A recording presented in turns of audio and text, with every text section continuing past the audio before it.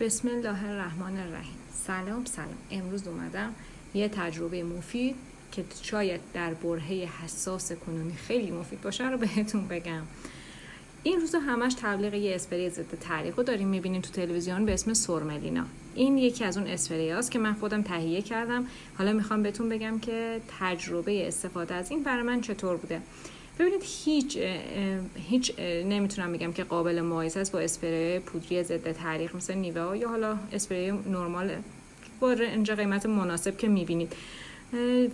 برای کسی که فعالیت روزانه خیلی معمولی داره، خیلی خودش گرمایی نیست و فقط روزانه، یعنی مثلا هر روز باید یه دوش بگیری و ازش استفاده بکنی، در اون هر چیز قابل قبولی هست. اما این که مثل اسپری پودری خیلی خوب باشه، خیلی جلوی تعریق رو بگیره یا حداقل تا ساعت زیادی موندگاری داشته باشه، نه اصلا به اون شکل نیست. بعد این که خیلی الان بهتون نشون میدم، الان اگه بزنم کف دستم میبینید این خیلی آبکیه، یعنی وقتی میزنید روی تنتون شره میکنه میاد پایین. حالا بهتره که نمیدونم یه روشی برای استفادهش پیدا کنید یا حداقل 2-3 دقیقه بعد از زدن نباید لباس بپوشید تا جذب بشه، چون لباستون خیس میشه. البته خیس شدنش لکه به جا نمیذاره، خوبیش اینه که لکه به جا نمیذاره، ولی خب اون خیسی اگه رنگ لباستون روشن باشه مشخصه.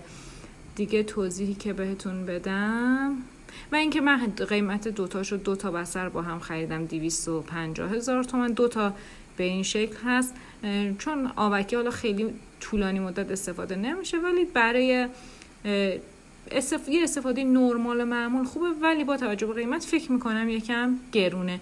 دیگه انتخاب با خودتون.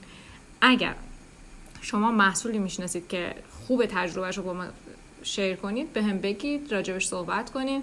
حداقل حتی اگه دوست ندارید ویدیوتون رو بفرستید، بگید که ما راجبش صحبت کنیم و تجربه شما رو با بقیه به اشتراک بذاریم. مرسی دوستان، خدا نگهدار.